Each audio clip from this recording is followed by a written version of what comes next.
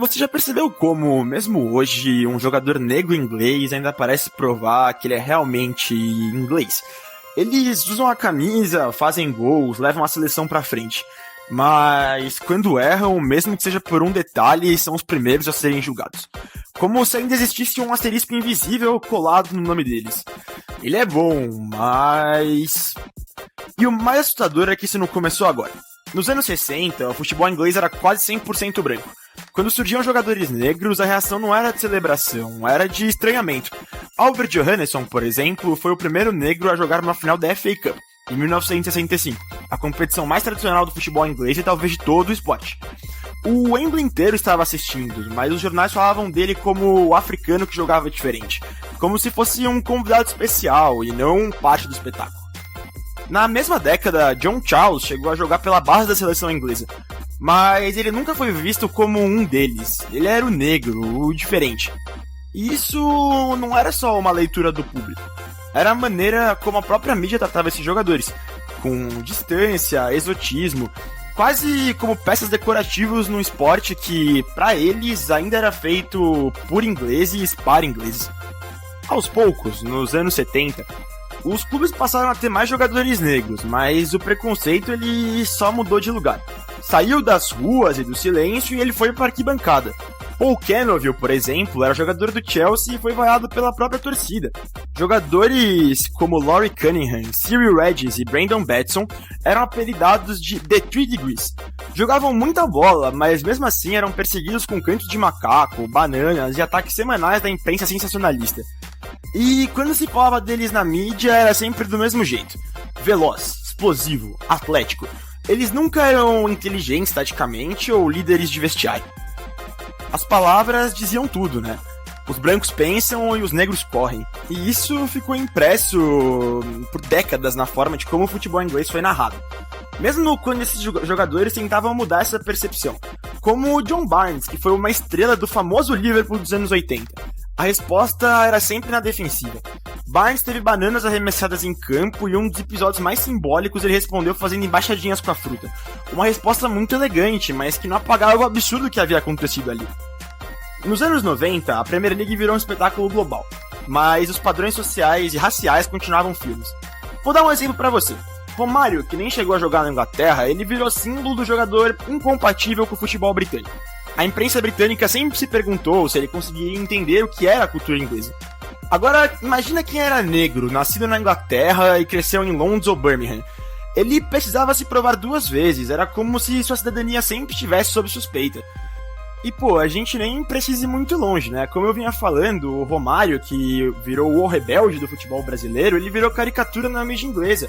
Ainda que sua rebeldia fosse muito semelhante à de muitos jogadores britânicos idolatrados pela mesma imprensa. Como, por exemplo, o Roy Keane, jogador totalmente desleal que sempre foi tratado como bad boy, não como antijogo.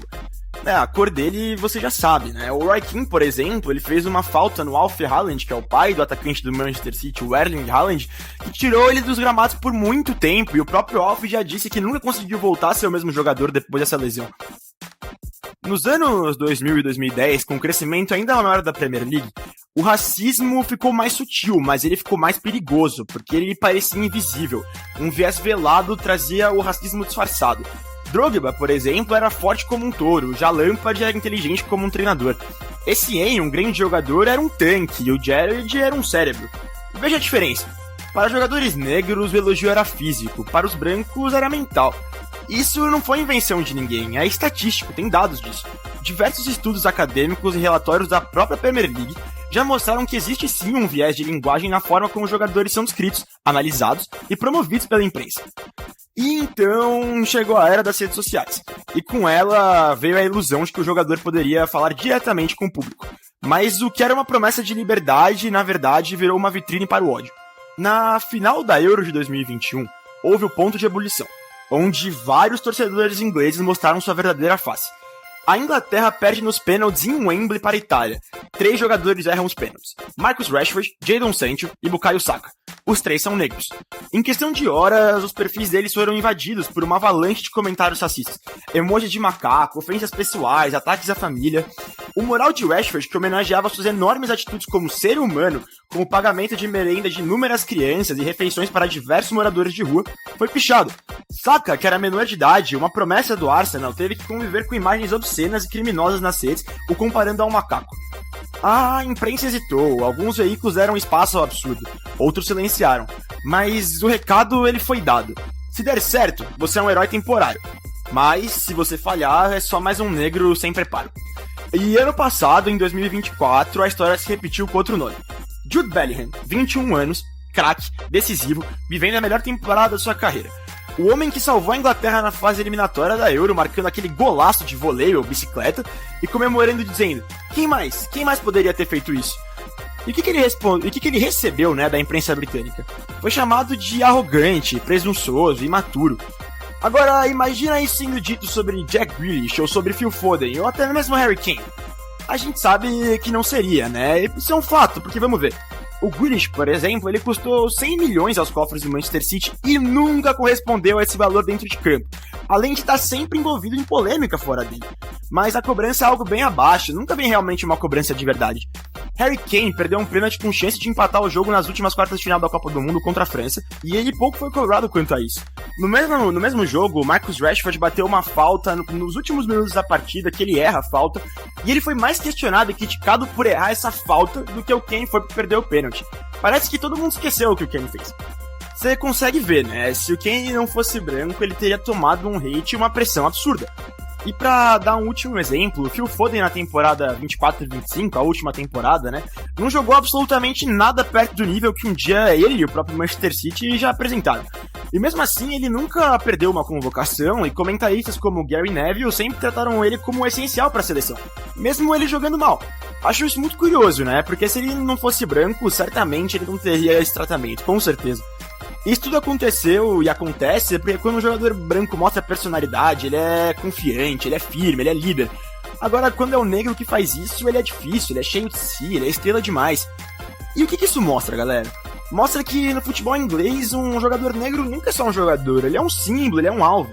Ele pode fazer o gol da vitória, mas se ele perder o pênalti seguinte, ele volta a ser o problema.